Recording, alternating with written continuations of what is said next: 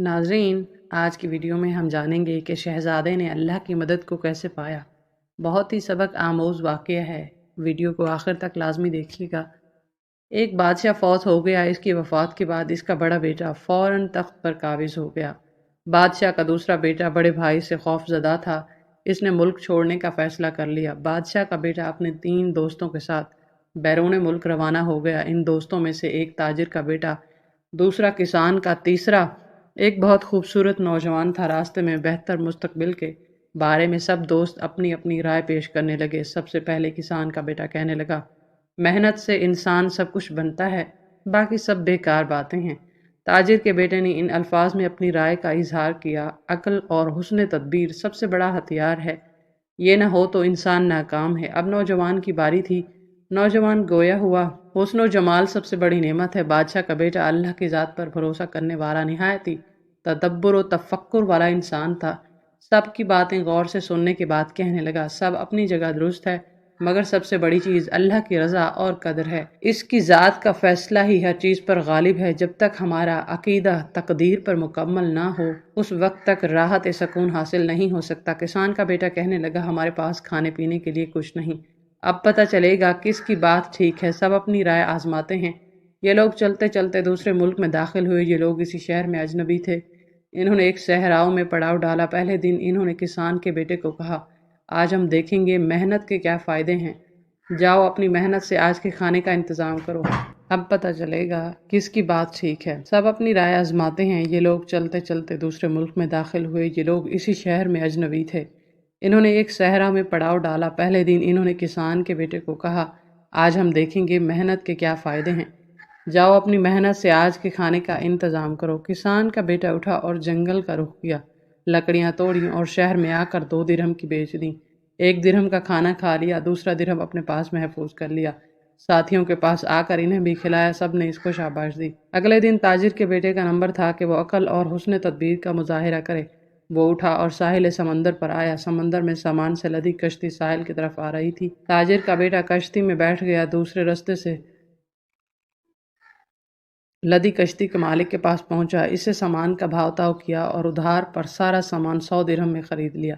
जब कश्ती साहिल पर पहुंची तो मकामी ताजिर इंतजार में थे। ताजिर का बेटा इनके पास आया। सारा सामान 1100 दिरहम के इवज बेच दिया और 100 दिरहम सामान के मालिक को देने और बाकी जेब में डाले। दोस्तों के लिए बेहतरीन खाना लिया। इनको खूब सैर कराई। सब ने इसके हुस्न तदबीर की तारीफ की। अगले दिन खूबसूरत नौजवान का नंबर था, जिसका कहना था, इंसान खूबसूरती के बलबूते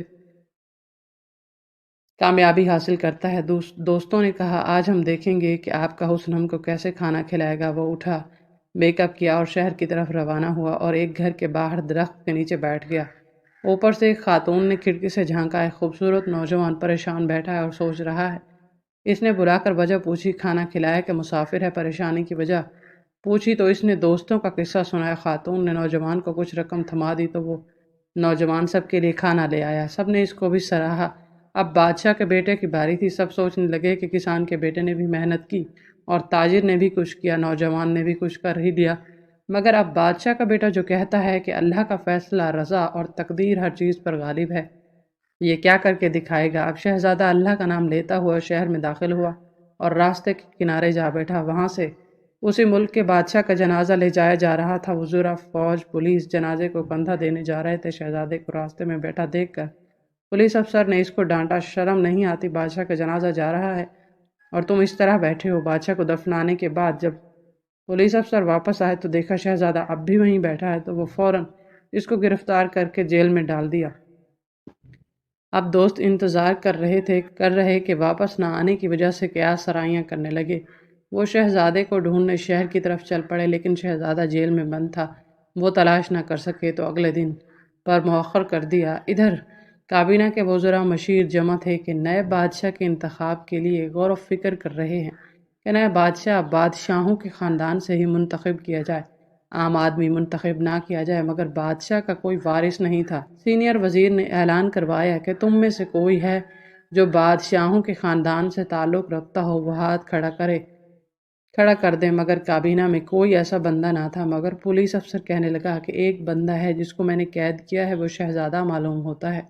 اس کو حاضر کرنے کا حکم ہوا۔ شہزادے کو کابینہ کے سامنے لایا گیا اور پوچھا گیا آپ کون ہو اور یہاں کس غرض سے آئے ہو؟ شہزادہ بولا میں فلاں ملک کے بادشاہ کا بیٹا ہوں، باپ مر گیا ہے اور بڑا بھائی بادشاہ بن گیا ہے، میں اس سے خوف زدہ تھا، جان کے خوف سے ملک چھوڑ دیا۔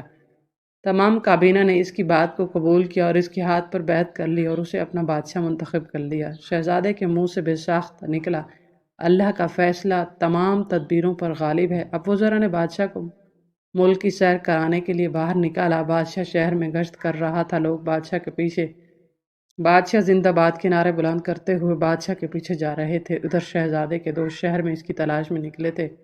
جو انہوں نے شہزادے کو اس حالت میں دیکھا تو سمجھ گئے، بے ساختہ بول اٹھے واقعی اللہ کا فیصلہ تمام تدبیروں سے بڑھ کر ہے۔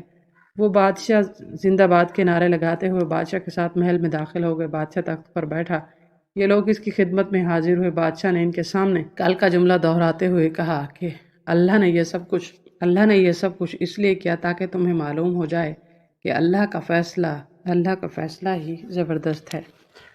اس نے کسان کے بیٹے، تاجر کے بیٹے کو وزیر اور مشیر مقرر کر دیا اور حسین نوجوان کو کچھ پیسے دے کر روانہ کر دیا اور کہا کہ حسن ہر دفعہ کام نہیں آتا۔